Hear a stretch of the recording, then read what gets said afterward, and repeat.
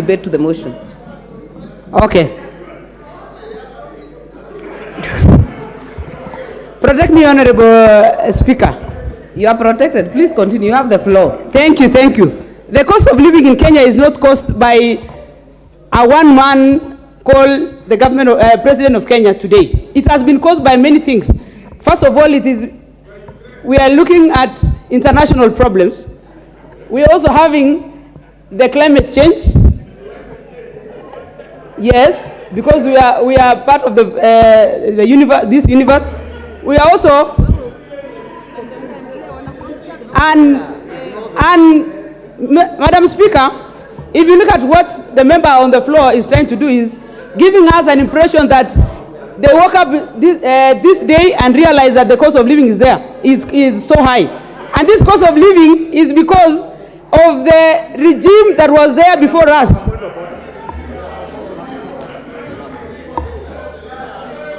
What is your point of order, Leader of Majority? Honorable Speaker, Honorable Speaker, the entire country is watching us. And the motion that has been brought by the Leader of Minority is a very important motion. And the issues that we are deliberating on are the issues that we have been elected by the people of Kenya to come and transact here. Issues that are concerned to the people. And I think Article 94 to 96 of the Constitution speaks heavily about our role as members of Parliament to address matters that are of concern to the people. Honorable Speaker, it is sad that the Honorable Jamatia, and we understand, is a new member in the House. But it is rather unfair, Honorable Speaker, for the Honorable T.J. Kajuang, the Honorable John Buddy, the Honorable Robert Mbui, the owner of the motion, the Honorable Opio Andai, to be shouting at the Honorable Jamatia to try, for someone like me, you can shout all you want. You will not dissuade me from saying what I will say. I will still say it. Order, Leader of Majority. For a lady, a beautiful lady, and I know they're enjoying the view from where they are seated. Order. Honorable Ishongwa. Honorable Ishongwa. I believe Honorable Jamatia brings more than just the view to this house. But more importantly, let us observe decorum. I can see seasoned members of this house. Let us observe decorum so that every member can be heard and we can debate this motion as we should. Honorable Jamatia. Thank you so much, Madam Speaker. And again, I want to say this is one of the problems why we are having the high cost of living. It is because when we want to discuss issues like this, we have the people who have gone to school, have all the brains, wasting it by not giving us solutions on why what we are supposed to be doing better. As I speak to you, Honorable Speaker, to this House, we are so seriously focused on building the economy by by planting. It's our planting season, but you realize as much as we are focused on going to the farms, I am so surprised that I have not seen our colleagues here showing interest that something is being done to this country. And by the way, Honorable Speaker, you can be an opposition leader, but you still be able to be a patriot. You don't have to be always against the government. And when issues of government is being discussed, your time is up. Member for Dagoretti South.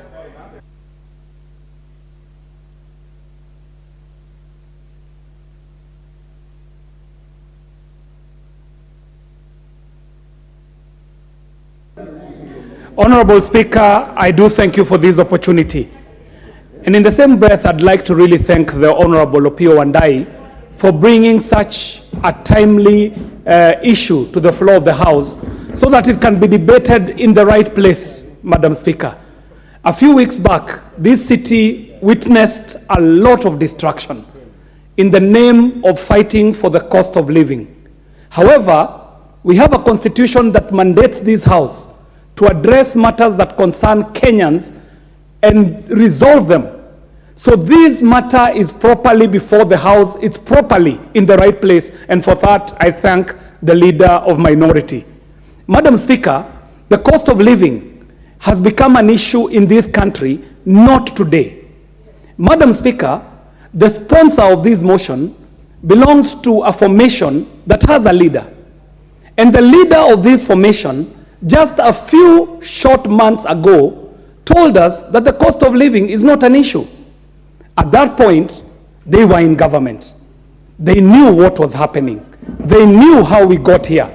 Madam Speaker, how we got here did not happen in the last 6 months, Madam Speaker. Madam Speaker, we had a dispensation that at its prime was borrowing in excess of 2 billion Kenya shillings a day. Order, Honorable KJ. What is your point of order, Honorable Mbui? Madam Speaker, I've listened keenly to the Honourable Member, and he has indicated that those people were in government. Madam Speaker, he has to be very specific. Who is he referring to? Because I have been here, this is my third term, and I've always been in opposition. Madam Speaker, let him confirm and clarify. Continue, Honorable KJ. Madam Speaker, allow me not to delve into this, because this is a very serious motion, Madam Speaker, and we might not do justice to the people who brought us to this house if we dwelt on pettiness, Madam Speaker. The issues are major. Let us state them, let us find the remedy, and let us start working towards the remedy. Madam Speaker, I was saying that at the height of our excessive borrowing, we were borrowing in excess of 2 billion Kenya shillings a day, Madam Speaker. That is how we found ourselves in a situation where we were borrowing to do recurrent expenditure. That is how we found ourselves borrowing monies that were not good loans, very expensive loans to pay salaries, Madam Speaker. Madam Speaker, at our prime, there were heists and theft happening in government, Madam Speaker. Blatant theft. We are talking about the Kemsa haste, Madam Speaker. We know what happened, Madam Speaker, when we were trying to change the constitution through a modality called BBI, Madam Speaker. At a time when the country was struggling to make ends meet, we were ready to spend 12 billion Kenya shillings to just create positions in this country, Madam Speaker. Madam Speaker, we cannot remedy the situation if we cannot look back and see where the rain started beating us, Madam Speaker. Madam Speaker, when the shoe changed from one foot to the other, others found it more convenient to go to the streets, Madam Speaker, visiting untold destruction upon this city, Madam Speaker. There are individuals who would visit the low-income areas of this city, Madam Speaker, cause chaos, cause death, cause anarchy, theft, and pilferage, Madam Speaker, and end up in the evening high-fiving each other in some air-conditioned clubs in this city, Madam Speaker.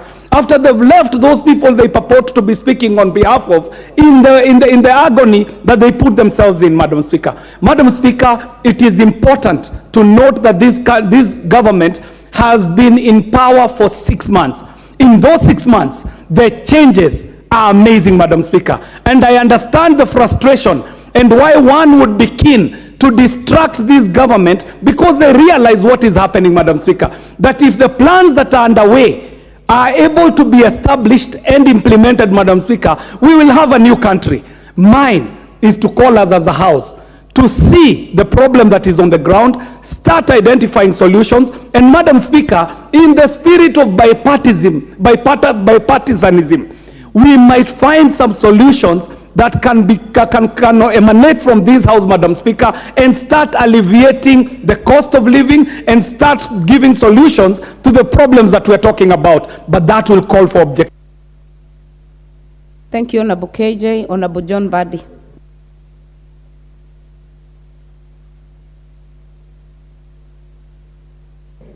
Thank you, Madam Speaker. Madam Speaker, I want to thank you for giving me this opportunity, and also to thank the minority leader for bringing this timely motion. Madam Speaker, I want to speak as a professional and as a finance expert. Where we are today did not happen yesterday. It is true and no one can deny that the unchecked borrowing, starting from 2013 to date, has brought us to partly to where we are. That cannot be denied. And I will tell you for a fact, we have spoken every financial year in this house. I have personally contributed in every budget speech condemning unchecked borrowing. Now we are here, we should have known that when the shilling depreciates, then the debt will rise automatically. If you are paying 900 billion per year, you will pay 1.2 trillion today because the shilling is exchanging at 130 and not at 100 shillings a few months ago. Madam Speaker, I want to also say that having said that, I also talked here when Kenya Kwanza took over leadership. And I said that this is not the time to politic. This is not the time to remind us of what happened in the other election. And I said that this is not the time to talk about who owns what shares. What value is it to you to own shares in a crippling company, which is Kenya? It is collapsing. So what if you own shares? The Deputy President, I want to ask you, if you own shares alone and Badi doesn't have shares and it is collapsing, so what? Let us avoid escapism. Let us realize that now that you are in office. Whether you came into that office through the window or the back door, you are there. You must deliver to the people of Kenya. There is no excuse. Madam Speaker, why do you keep reminding us of what happened yesterday when today President Uhuru Kenyatta left 44 PSS in office and you came in with a struggling economy and you increased the number to 51? What austerity measures? You came in to office when Uhuru Kenyatta had this CASS, which is even illegal in my view, unconstitutional. There were 23. And then today, there are 50. And you are telling us that we are on the right track, that we are waiting for tomorrow. Which right track is this? The truth of the matter is that What's there your point of order? there is extravagance in this government. Order, Bombadi. Leader of majority, what is your point of order? Again, on Standing Order 91, Honorable Speaker, statements of fact. The Honorable John Badi has just asserted that the CAS position is unconstitutional. And I know he could be alluding to the case that was in court, and he knows the judgment to that law, to that particular case, Honorable Speaker, and the issues that were canvassed in court and settled in court. And therefore, unless the Honorable John Badi can adduce evidence that such a position as CAS is unconstitutional, in fact, even those who went to court had an issue with the process and the appointment of the current CASs. As much as he has appointed the numbers, and that I am not arguing with him, but he cannot contend that that position is unconstitutional because even the issue in court then was on the process. And the process in the appointment of these current CSs has been followed. And he also knows that matter is still in court, Honorable Speaker. I only want to respond by telling William Samoei Ruto, please don't listen to Chungwa, listen to John Badi. If you want to deliver to this country, listen to me, don't listen to this, your majority leader.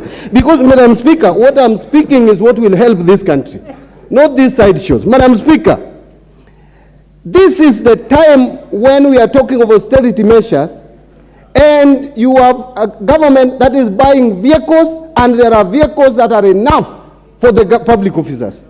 This is the time we are talking about austerity measures, and there is a resumption of construction of dams through loans, which dams are just conduits for corruption. Madam Speaker, if we have to be careful and serious with our economy, let us face each other in the eye and tell each other that all Kenyans have contributed to this. And that is why we elect governments every 5 years, so that if there is mess, another government... Your time is up. Chair, Finance Committee.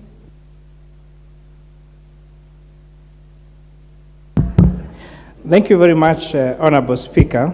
And from the onset, I would like to thank the Honorable Pio Ndai for this very timely debate this afternoon, this evening.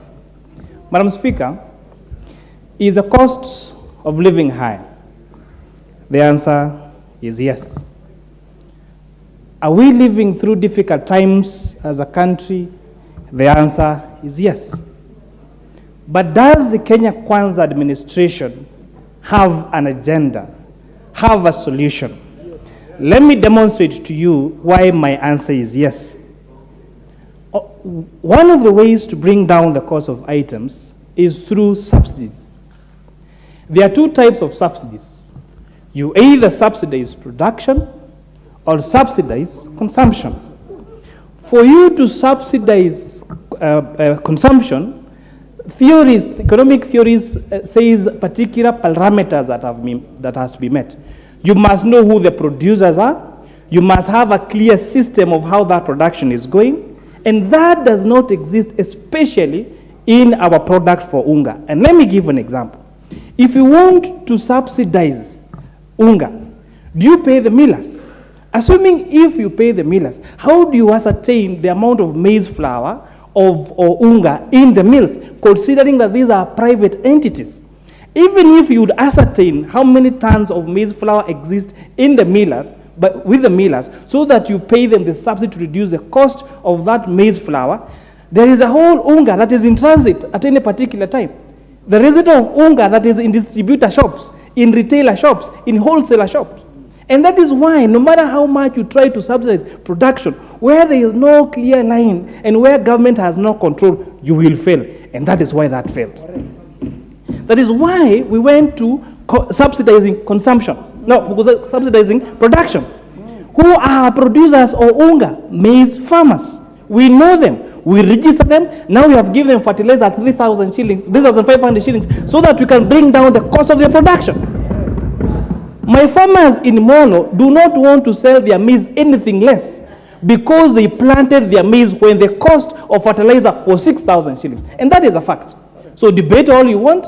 Our farmers in Rift Valley are not going to agree to sell their maize at any lower price because they planted when the cost of fertilizer was 6,000 shillings. That is a fact. Until you harvest this maize, we have to deal with that small challenge. But once we harvest this maize, we deal with the problem of the price of unga. Why was the rest of the cost of living, again, the cost of goods expensive? It is because we are a net importer. So most of the items we consume, we import from other countries. So when the exchange rate of the US dollars against Kenya shillings deteriorated, consequently, it affected our cost of imports. That is a problem. But do you have a solution? The answer is yes.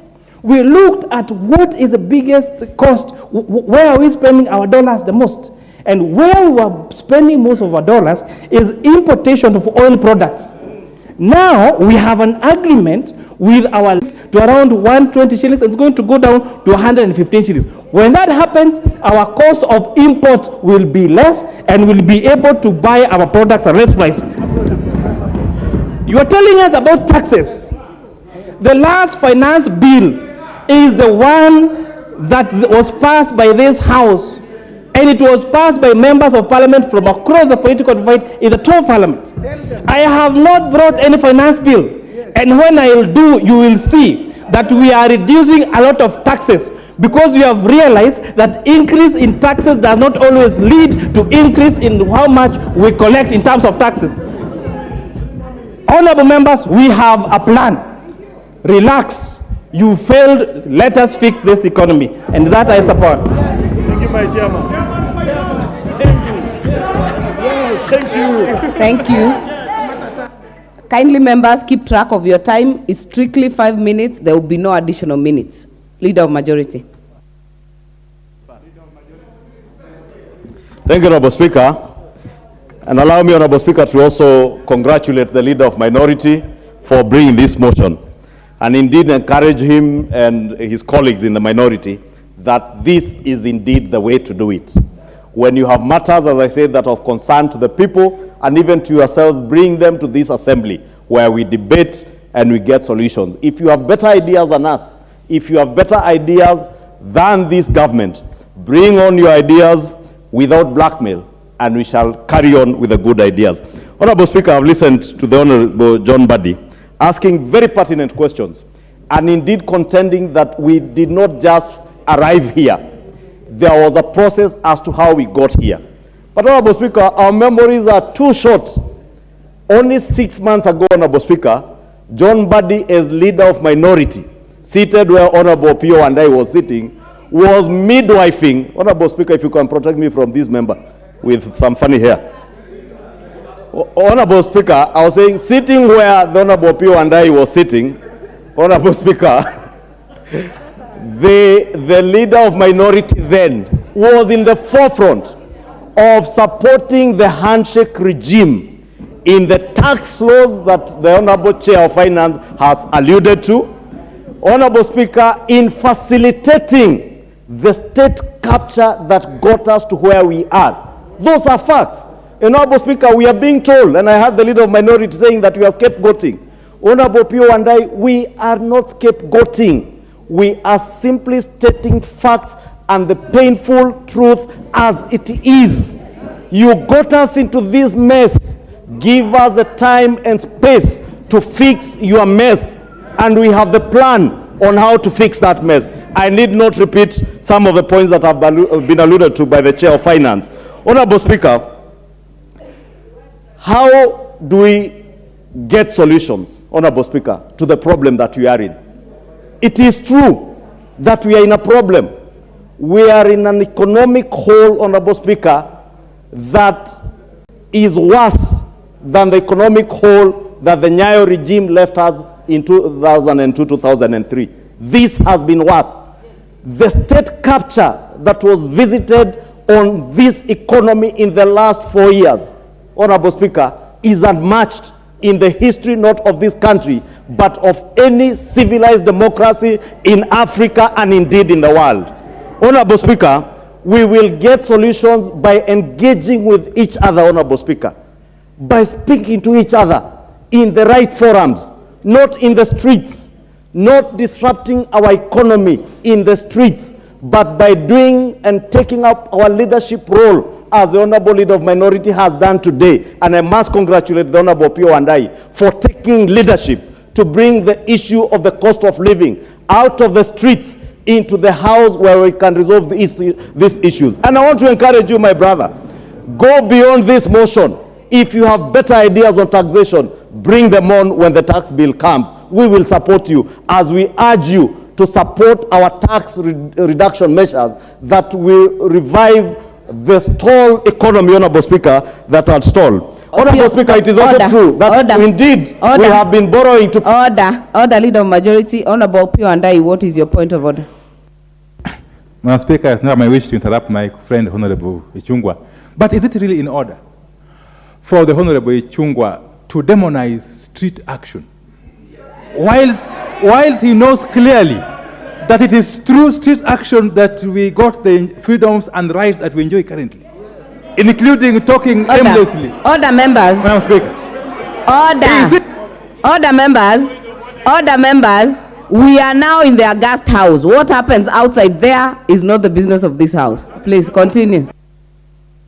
Thank you, Honorable Speaker. And I want to tell my brother, I am not demonizing street action. I am demonizing violence. I am demonizing anarchy. I am demonizing looting of morgues. I am demonizing looting of supermarkets. And I want to encourage you that as much as we are saying, yes, we are in a problem, Honorable Speaker, we shall not fix this problem by pretending that we can borrow to pay salaries and cater for our current expenditure. By pretending that we can borrow from Peter to pay Paul. We must live within our means, Honorable Speaker, and allow this government to act in a prudent and responsible manner in managing the economy. I heard the Honorable Mbadi asking about principal shareholding, Honorable Speaker, and I want to tell the Honorable Mbadi, Honorable Speaker, what we are saying that if you are a major shareholder, you steady the ship to make sure that that ship does not sink. My brother, our brothers, help us to steady the ship. Don't sink this ship with violence, with anarchy, with disrupting the economy. If we are to regain on the revenue losses, we can only do that when the ship is steady, when the economy is moving, not when every Monday, every Sunday, every Thursday, we are disrupting the same economy. And I want to encourage you, my brother, Honorable Pio and I, please, when the time comes at the right time, bring better ideas we are willing and ready to listen to you. But we are not ready to be blackmailed, to take over the failed policies of subsidizing corruption-ridden consumption subsidies that fed the monster of corruption in this country. That we are not ready to. We shall not feed the monster.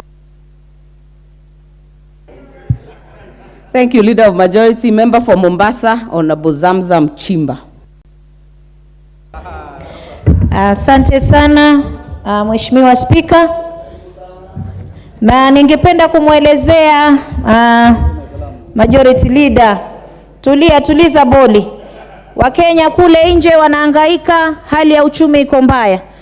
Na mimi napenda kumpongeza kiongozi wa wachache Bwana Wandai kwa kuleta mjadala huu. Ni dhahiri shairi kuwa Wakenya wanahangaika, na hata kama leo mnasema kuwa yale maandamano yalifanya uchumi kawa mbaya, hiyo ni message kwenu kuwa Wakenya wamechoka. Hiyo ni message. Ikiwa hao ndo walipa ushuru na mpaka leo wafanyikazi wanakosa mshahara, wabunge tunakaa mwezi bila kulipwa mshahara, ni dhahiri shairi kuwa wale wengi wanaongea kutoka kwa mifuko yao. Kwa hiyo mimi napenda kusema hivi, hali ya uchumi imekuwa mbaya, na Mheshimiwa Spika, kuna wakati ambapo mjadala wa dharura uletwa kwenye chumba na ikajadiliwa. Yale mambo ya kusema kuwa tupeleke huku na huku itakuwa si sawa. Wakenya wanahangaika, na mimi napenda kuelezea kuwa kuenda katika maandamano ama kuzungumza katika bunge, yote mawili yamekubalika katika katiba. Na wale ambao wanazungumza wakisema kuwa Azimio sijui walienda maandamano watu wakafa, walioua hawa watu ni polisi ambao wako kwenye serikali. Na serikali nyingi hata South Africa. Mheshimiwa Spika, naomba ulinzi, manake nimewapa nafasi nyinyi mkazungumza yenu.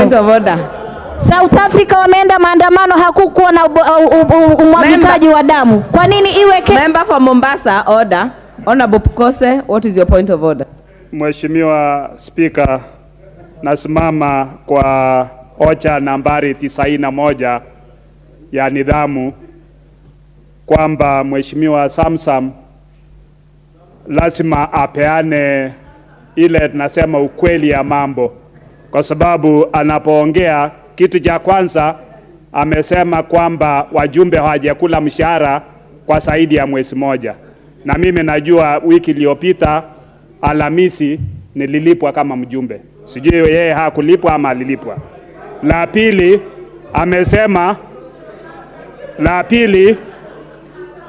pili amesema kwamba wale watu waliokufa katika maandamano waliwawa na polisi. Ningependa yeye athibitishe hilo, Madam Speaker. Asante. Asante Mheshimiwa Zamzam. Nataka niendelee. Tufuate kanuni zetu. Kama uko na jambo la kusema unadhibitisha kama hilo ambalo umeweza kutoa. Nafuata kanuni. Asante sana Mheshimiwa Spika. Order. Honorable Catherine Omanyo, you will not shout across the aisle. Let us debate in decorum. Honorable Zamzam, please continue. Asante sana Mheshimiwa Spika. Na mimi nataka kusema hivi, kama yeye pengine hata wafanyikazi wa ofisi mimi wangu toka February bado hawajalipwa paka sasa. Na mimi nataka kusema hivi. Leader of Majority, what is your point of order? I think, Honorable Speaker, we are a house of rules, Honorable Speaker. Honorable Zamzam, take your seat. We are a house of rules, Honorable Speaker. And when a member rises on a point of order, Honorable Speaker, and the Honorable Pukose rose on standing order number 91 and asked the member to substantiate, and she has not substantiated. And Honorable Speaker, I am not raising this just about the Honorable Zamzam. It has become a habit that you say something careless and you do not substantiate, and neither do you withdraw. And I think it's only procedural that if the Honorable Zamzam cannot substantiate that all the people, including the policeman from Nyamira County who was killed in Kisumu by a stone thrown from a ceiling, if that police officer was killed by another policeman, then if she cannot